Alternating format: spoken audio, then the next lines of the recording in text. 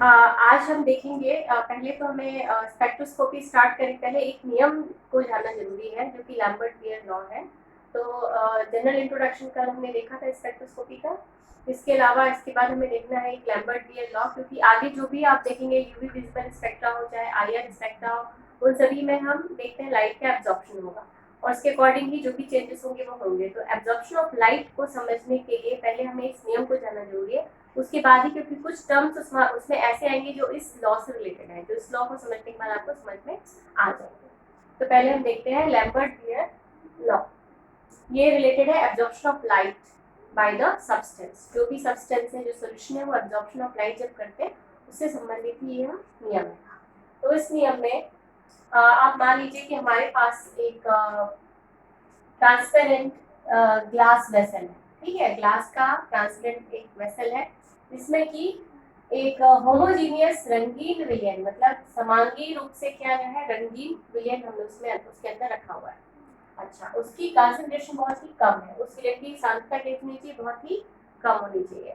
तो सपोज उसकी सांद्रता यानी उसकी कंसंट्रेशन है C और उस वेसल जो हमने लिया उसकी थिकनेस है T, और उससे होकर अगर हम एक वर्णी प्रकाश की किरण यानी कि मोनोक्रोमैटिक बीम ऑफ लाइट को हम जब उसमें से ट्रांसमिट करते हैं, तो ट्रांसमिशन से पहले उस प्रकाश की तीव्रता है मान लीजिए I0, और इस सोल्यूशन से जब होकर वो जाएगा वो प्रकाश, तो ये विलयन उसका कुछ भाग अवशोषित करता है, क्योंकि विलयन रंगीन है तो ऑब्वियसली वो कुछ लाइट को क्या करेगा, एब्जॉर्ब करेगा, और बची हुई लाइट जो होगी वो क्या होगी, आगे बढ़ जाएगी, निकल जाएगी बाहर। तो जो लाइट बाहर निकल गई उसको हम बोलते हैं ट्रांसमिटेड लाइट। तो ट्रांसमिटेड लाइट की तीव्रता हम दिखला रहे हैं किससे, IT से, और जो लाइट हमने आपतित की है, जो इसके ऊपर इंसिडेंट लाइट है, उसकी तीव्रता हम बता रहे हैं I0। ठीक है, तो ये कंडीशन हमको चाहिए before we are stating the Lambert Beer law. Lambert Beer law का स्टेटमेंट जानने के पहले हमें ये सेटअप हमारे पास होना जरूरी है, तब हम इसको समझ पाएंगे। तो यह नियम क्या कहता है, यह नियम कहता है कि जब एक वर्णी प्रकाश की किरण यानी कि मोनोक्रोमैटिक बीम ऑफ लाइट किसी एक समांगी, ठीक है, रंगीन विलयन से होकर गुजरती है, तो उस माध्यम, ये जो विलयन है उसकी माध्यम की थिकनेस के साथ इसकी तीव्रता में क्या आती है, कमी आती है। तो इसकी तीव्रता में जो भी कमी आएगी इस थिकनेस के साथ, वो समानुपाती होती है किस चीज के, इस इंसिडेंट लाइट की तीव्रता क्या थी, जो जो प्रकाश आपने डाला उसकी तीव्रता क्या थी, प्लस इस विलयन का जो सांद्रण था। ठीक है, सांद्रण क्या था, इन दो चीजों के समानुपाती होती है क्या, इसकी थिकनेस के साथ प्रकाश की तीव्रता में होने वाली कमी। समझ में आया, मतलब कि इसको सिंपल वे में आप समझिए कि जब इस सॉल्यूशन से होकर प्रकाश बाहर आएगा तो उसकी जो तीव्रता है वो पहले की तुलना में क्या हो जाएगी, घट जाएगी।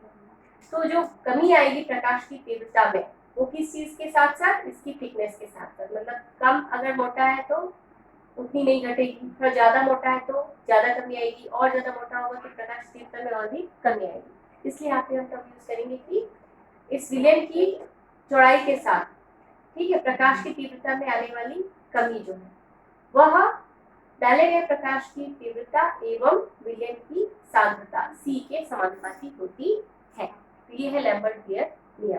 ठीक है, इसको मैं एक लाइन में जल्दी में फास्ट बोलूं तो वो ये होगा कि जब एक वर्णी प्रकाश की किरण को किसी रंगीन समांगी माध्यम में से गुजारा जाता है, तब माध्यम की मोटाई के साथ प्रकाश की तीव्रता में होने वाली कमी उस आपतित प्रकाश की तीव्रता एवं माध्यम के सांद्रण, मतलब जो भी समांगी विलयन उसकी सांद्रण के समानुपाती होती है। अब इसको हम अगर मैथमेटिकली इस टर्म को, इस सेंटेंस को लिखें तो कैसे लिखेंगे, तो ये कैसे लिखेंगे कि हमने क्या बोला कि प्रकाश की तीव्रता में होने वाली कमी, कमी बोल रहे हैं इसलिए हम यहाँ पे क्या साइन लगाएंगे, माइनस, और हमने बोला कमी किसके साथ, माध्यम की थिकनेस के साथ, और हम इसको अत्यंत छोटे से अमाउंट के लिए अगर हम इसको एक्सप्रेस करेंगे, बहुत छोटे से अमाउंट के लिए, तो हम इसको कैसे शो करेंगे, माइनस DI अपॉन DP। आपको पहले ही पता है पहले क्लासेस में कि जो हम D लगाते हैं दैट इज डिफरेंशिएशन के लिए, बहुत छोटे अमाउंट के लिए अगर हम बात करते हैं उसको हम D से शो करते हैं। तो अत्यंत छोटी सी कमी जो कि प्रकाश की तीव्रता में, वो भी छोटी सी थिकनेस को पार करने के बाद वो किसके समानुपाती होगी? आपतित प्रकाश की तीव्रता और विलयन की सांद्रता के समानुपाती होती है। तो ये मैथमेटिकल एक्सप्रेशन जो है वो लैम्बर्ट बियर लॉ का है वो ये है। इसको फर्दर हम इक्वेशन नंबर 1 सपोज हमने इसको कह कर दिया। अब इसको फर्दर डिराइव करेंगे। हम क्या करते हैं, आई टर्म्स, लाइट की तीव्रता वाले टर्म को एक साथ कर देंगे। तो हम यहाँ पे आई को इधर कर देंगे, dt इधर चला जाएगा, तो minus D I upon I is equal to dt into c, ये हो गया। तो इसको हम यहाँ पे प्रोपोर्शन का साइन अगर हटाएंगे तो एक कांस्टेंट आएगा, तो हो गया minus D I upon I is equal to K dt plus C. अच्छा, तो ये हमें इक्वेशन नंबर 2 मिल गया। अब इस इक्वेशन को हम इंटीग्रेट करते हैं किसके किसके बीच में, लिमिट्स के बीच में। प्रकाश की तीव्रता I0 से IT एंड माध्यम की थिकनेस T0 से कहाँ तक, T इक्वल टू T तक। मतलब पहले तीव्रता 0 थी, पहले माध्यम की थिकनेस 0 थी, उसके बाद माध्यम की थिकनेस हो गई T। तो इन दो कंडीशन बीच में इसको इंटीग्रेट करते हैं। तो इस तरफ हमारे प्रकाश वाला टर्म है, तो उसमें हम लिखते दो term I0 to IT and यहाँ थिकनेस वाला टर्म है, तो यहाँ लिखेंगे T बराबर 0 से T बराबर T। इन दो लिमिट्स के बीच में हम इसको इंटीग्रेट करते हैं। तो इसको सॉल्व करने से हमें मिलेगा, इस ये वाला इक्वेशन हमें क्या देगा, minus ln IT upon I0 is equal to KCT, है ना। आपको ऑलरेडी इस टाइप के न्यूमेरिकल्स आप ऑलरेडी प्रथम थर्मोडायनेमिक्स में और काइनेटिक्स में कर चुके हैं। फर्स्ट लॉ ऑफ थर्मोडायनेमिक्स उसी की तरीके का ही है। तो आपको मिल जाएगा minus ln IT upon I0 is equal to KCT। अब इसमें अगर आप इस माइनस साइन को यहाँ से हटाएंगे तो यहाँ भी रख सकते हैं, मतलब इसको लिख सकते हैं ln IT upon I0 equal to minus KCT, minus sign इधर दे दिया। ये एक और तरीका है, अगर I0 को आप ऊपर ले जाओ, IT को आप नीचे ले जाए तो ये प्लस हो जाएगा। तो ln I0 upon IT equal to KCT, ये भी एक तरीका है इस इक्वेशन को लिखने का। अब इस इक्वेशन में हमने ln यूज किया। ln का मतलब आपको सभी को पता है, ln क्या होता है, ln equal to log e, ठीक है। इस log e को अगर आप log 10 में कन्वर्ट करना चाहते हैं तो क्या करना पड़ेगा आपको, 2.303 से मल्टीप्लाई करना पड़ेगा। तो इसको अगर आप log 10 में बदलेंगे तो क्या हो जाएगा, 2.303 log I0 upon IT is equal to KCT। And एक और बात हम कर सकते हैं, इस 2.303 को उस तरफ भेज दे तो क्या हो जाएगा, ये k divided by 2.303 into CT हो जाएगा। अब ये जो पूरा टर्म है k डिवाइड बाय 2.303, ये क्या है, k कांस्टेंट था, ये भी कांस्टेंट है, तो इन सबको मिला के एक नया कांस्टेंट हम लिख सकते हैं एप्सिलॉन। तो हम ये इक्वेशन ये रूप ले लेगा, log I0 upon IT equal to epsilon into CT, जहाँ पे एप्सिलॉन ये जो नया कांस्टेंट है इसको हम कहते हैं मोलर एब्जॉर्प्टिविटी या फिर मोलर एक्सटिंक्शन कोएफिशिएंट। एंड ये जो टर्म है, इस तरफ वाला जो टर्म है log I0 अपॉन IT, इसको हम कहते हैं एब्जॉर्बेंस, और इसे इंडिकेट करते हैं A से। तो इस आधार पे ये जो समीकरण हमारा है, समीकरण नंबर 3 नया रूप ले लेगा। इसको हम लिख सकते हैं, इसको नए रूप में हम शो कर सकते हैं, यहाँ मैंने नहीं लिखा, इसको हम शो कर सकते हैं एप्सिलॉन, सॉरी यहाँ A इज इक्वल टू हम लिख सकते हैं एप्सिलॉन इनटू CT, ठीक है। ये भी एक इक्वेशन को प्रेजेंट करने का तरीका है।